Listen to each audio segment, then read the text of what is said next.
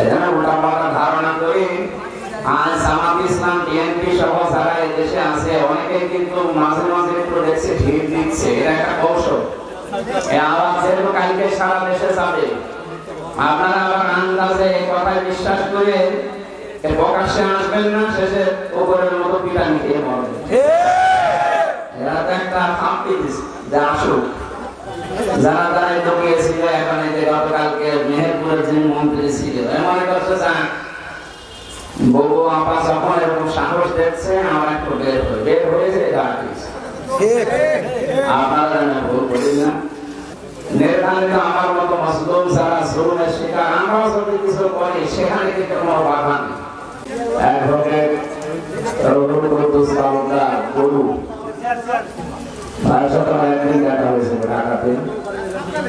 বাকি জুলুম অত্যাচার ইসলামপন্থী এবং জাতীয়তাবাদী দল যারা আছে দেশে, এই মানুষগুলো যে জুলুম অত্যাচার সহ্য করেছে, আল্লাহ রাব্বুল আলামিন তাদের জুলুমের কারণে এই অত্যাচারিত হওয়া দেখে মনে হয় খুব তাড়াতাড়ি আমাদের ভাবনার বাইরে এই বিজয় দিয়েছে।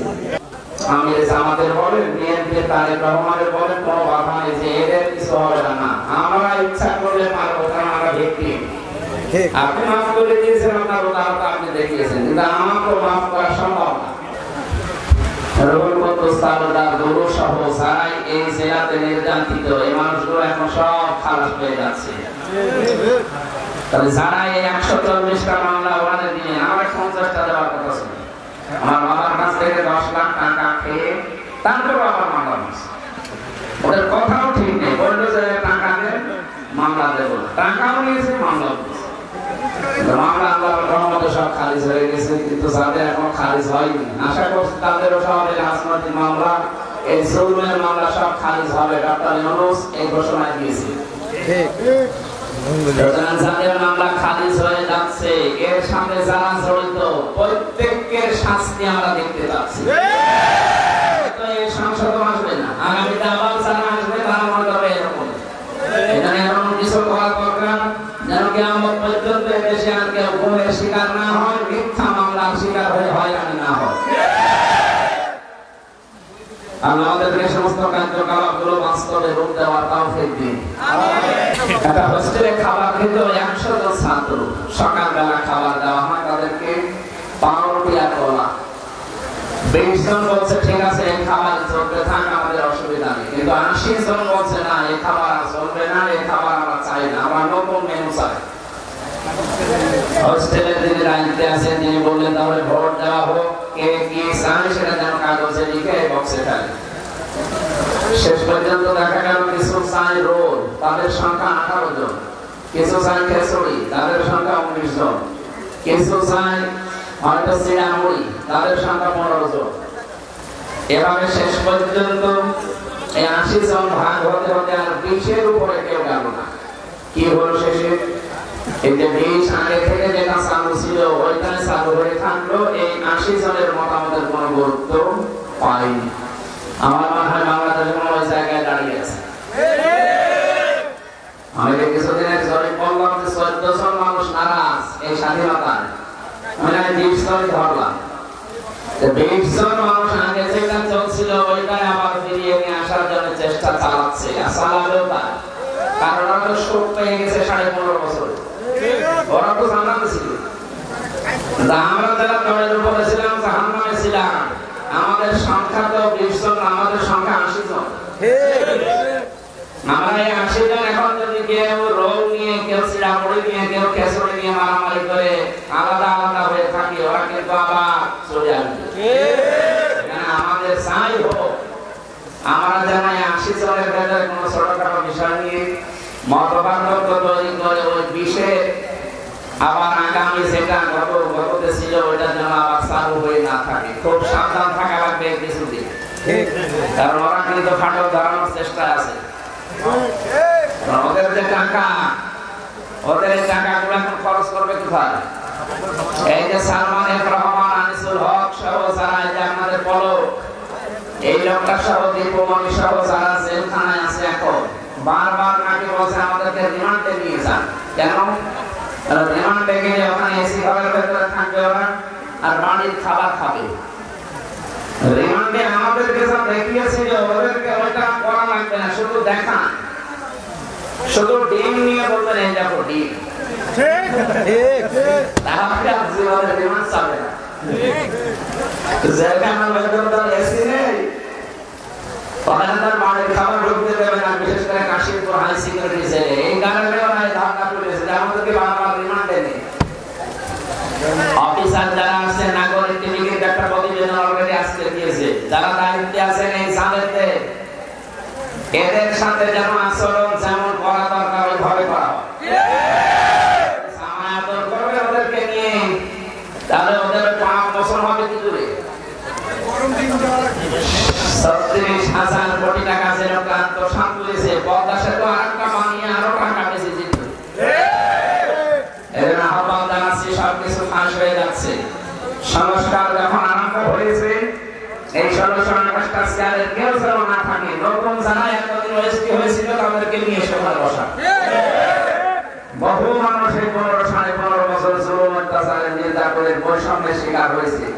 বৈষম্য বিরোধী ছাত্র আন্দোলন হওয়ার কারণে যেহেতু স্বাধীনতা পেলাম, সুতরাং কোন বৈষম্য আমরা চাই না। যারা এতদিন বৈষম্যের শিকার ছিল তাদেরকে যেন এই 1628টা চেয়ারে বসানো হয়, তাও খুব তাড়াতাড়ি। অন্তর্বর্তীকালীন সরকারের প্রধান যিনি আছেন ডক্টর মোহাম্মদ ইউনূস সহ যারা দায়িত্বে, আমরা এই বিশাল আলোচনার অনুষ্ঠান থেকে আমার একার না, এটা যেটা রেকর্ড হয়ে কালকে ছড়াচ্ছে, 18 কোটি মানুষের পক্ষ থেকে আমরা কথা বলছি। খুব তাড়াতাড়ি এই শয়তান এই জালেমের দোষরদেরকে এখান থেকে আগে হঠাৎ নতুন মানুষ এখানে নিয়ে নয়তো 2 দিন পর পর কিন্তু নতুন নতুন ইস্যু তৈরি করে আবার সমস্যা করবে। আল্লাহ পাক যেটা জানিয়েছেন বারানি কালিমের সূরা মুনাফিকিন, আমাদের ঈমান আছে কিনা আমরা এখন এই হাদিস অনুযায়ী টের পাচ্ছি। ভালো কাজ সবার কাছে ভালো লাগছে না, অন্যায় কাজ সবার কাছে অন্যায় মনে হচ্ছে না। তাদের ভালো কাজ ভালো লাগবে, অন্যায় কাজ তাদের অন্যায় মনে হবে, এর ভেতরে ঈমান আছে। এর ভেতরে কি আছে?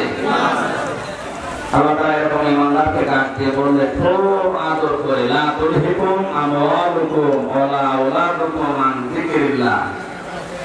তোমাদের সম্পদাদি আর সন্তানাদি এগুলো যেন আল্লাহর জিকির থেকে, এখানে আন যিকরিল্লাহ আল ইবাদাতিল্লাহ ওয়া আল আমরিল্লাহ, আল্লাহর আদেশ নিষেধ এবং আল্লাহর ইবাদত থেকে তোমাদেরকে যেন দূরে সরিয়ে না রাখে। যে ব্যক্তি এরকম করবে, আমায়া ফাআল যালিকা ফাউলাইকা হুমুল খাসিরুন, যারা এরকম করবে আল্লাহ বলেন তারা ক্ষতিগ্রস্ত।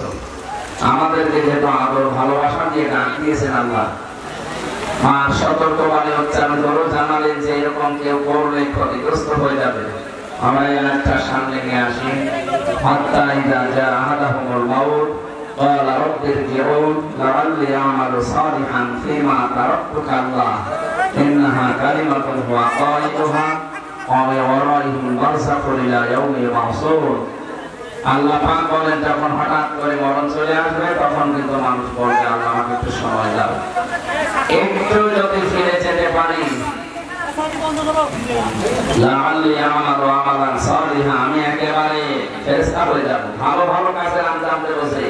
আল্লাহ বলেন, আল্লাহ কখনো না, কখনো না। লাআল্লি আমালু সালিহান ফীমা তারাকতু কাল্লা ইন্নাহা কালিমাতুন হুয়া কাইলুহা, এটা তো কথার কথা। এরকম বহু কথা জীবনে আমার সাথে ওয়াদা দিয়েছিস, একটাও ঠিক রাখিস না। সুতরাং আমরা যেন এই কথা আমাদের বলতে না পারে মরণের সময়। বাংলাদেশ জামাত ইসলামের কেন্দ্রীয় আমির ডক্টর শফিকুর রহমান ঘোষণা দিয়েছেন, আমাদের উপর যে জুলুম করেছিলেন ওইটা আমরা মাফ করব, কিন্তু বাস্তবে যারা ব্যক্তি তার ভিতরে আমি একজন। ঠিক 3টা বছর আপনি আমাদের বিনা কারণে আটক করে রেখেছিলেন, তার ছেলে দিয়ে তো হতো, ফাঁসির কন্টেন্ট ছেলে ধরে রেখেছে, 24 ঘন্টা আমাদের তালাবদ্ধ, সিসি ক্যামেরা দিয়ে। কারণকে 24 ঘন্টা আমার জন্য আলাদা। কেন, কি হয়েছে? কয়েকদিন আগে আমার মামলাটা খারিজ হয়ে গেল, সবগুলো ডিসমিস হয়ে গেছে আলহামদুলিল্লাহ। আমি জিজ্ঞাসা করতাম যে আদালত এই মামলা 3 বছর আপনার কাছে ছিল, আপনি তো এর আগে বলেছিলেন যে আমার কিছু করার নেই, এখন হঠাৎ করে বললেন যে কোনো দোষ নেই, এ কোনো মেটালিস কি দেখে আমি রায় দেবো, সব খারিজ করে দেবো। যে কথা 3 বছর আগে বললে তোমার 3 বছর ছেলে থাকা লাগে না। আমি আমার এটা জানা করতে হুজুর আমার কিছু করার নেই, আমার হাত বাঁধা। কি বাঁধা? বৈষম্য বিরোধী ছাত্র আন্দোলনের যে 9টা দাবি, তার ভেতরে 2 নম্বর দাবি এইটা, যেটা হাত খোলা বাঁধা থাকবে না, সব হাত খোলা থাকবে। এদেশে 1628টা চেয়ার ছিল, মেন চেয়ার, এই চেয়ার না, যারা দায়িত্বে আছে এরকম চেয়ার ছিল কত? 1628টা। তার ভেতরে একটা মাত্র চেয়ার হাত খোলা ছিল, বাকি সব চেয়ার ছিল হাত বাঁধা। সে কাওয়া কাকু বলে আর হাসা মাহমুদ বলে, সব হাত বাঁধা ছিল। ওই যে চেয়ারের হাত খোলা ছিল ও যা বলবে তা। একচ্ছত্র মালিকানা মনে করে আল্লাহ কোরআনে জানিয়েছেন, আওয়ালাম তাকুনু আতাসামতুম মিন ক্বাবলু মা লাকুম মিন সাওয়া। এর নবী ওয়াকি কসম করে এটা বলতো না যে আমাদের কোনো পতন নেই। ধর্মকে স্বর্গের দরে তো আরম্ভ করেছিল, আল্লাহ পুরানটা একেবারে উল্টিয়ে দিয়েছে। যে পালিয়েছে হেলিকপ্টারে চড়ে, তার ছেলে গত 2-3 দিন আগে একটা স্ট্যাটাস দিয়েছে যে আমার মাকে দেশের মানুষ কুকুরের মতো পালিয়ে দিয়েছে। সেই একটা স্ট্যাটাস ছিল। আমার মনে হচ্ছে মাও পাগল হয়ে গেছে, ও পাগল। এক লোক ঊর্ধ্বশ্বাসে দৌড়াচ্ছে, রাস্তায় তার ছেলের সাথে দেখা, বলছে বাবা তুমি কোথায় যাবে হবে? ওরে ভাই গরু হারিয়েছে, খুঁজে পাচ্ছি। ছেলে বসে কি বললেন, আমি আপনার ছেলে, জন্ম দেওয়া ছেলে, আর আপনি আমার ভাই বলে, আমি আর বাঁচবো না। বাড়িতে যে বলছে মা আমি মারা যাবো, কেন? বাপ আমার ভাই দিয়েছে, তো বাবা করে ভাই দিয়েছে, ও আসল বাড়ি আছে দেখছে। সারাদিন পরে যখন বাড়ি এসেছে ডাকতে বসে, তুমি নাকি ছেলেকে ভাই ডাকতে পেরেছ? ওই লোকটা বলছে বলে মা ওর ভাড়া এরকম হয়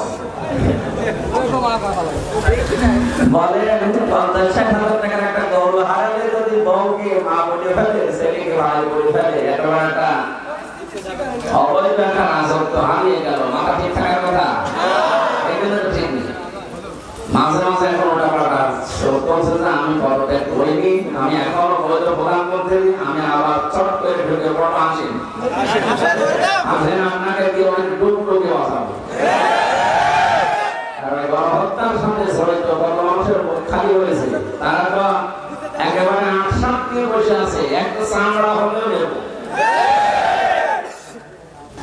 বাংলাদেশ জামাত ইসলামী নাটোর জেলার নায়েবে আমির মনে হয় অধ্যক্ষ দেওয়ার হোসেন, আমি সেদিন গিয়েছিলাম আমার কলেজে। কি কান্নাকাটি করছিল লোকটা, তার ছেলেকে যেভাবে হত্যা করা হয়েছে পৃথিবীর ইতিহাস পাল্টিয়ে গেছে। মানুষকে এইভাবে নিয়ে আপনি মানতে পারবেন? তার একটা মাত্র ছেলে, 3-4টা ছেলে হলে একটা মরে গেলে, একটা হারিয়ে গেলে বুঝতে পারছে, তার একটা ছেলে। আপনি কি করলেন? এখন তো এই দেশের জনগণ আপনাকে ছাড়বে। আমার কুষ্টিয়ায় 5 তারিখে আমার সামনে 14 জন মারা গেছে। যে পুলিশগুলো এদেরকে মেরেছিল সব গোপালগঞ্জে, ওদেরকে এখন কুষ্টিয়াবাসী খুঁজে বেড়াচ্ছে, যদি পায় এই যে দারোগা সাহেব আলী ওরা পিটিয়ে মেরে ফেলবে। যারা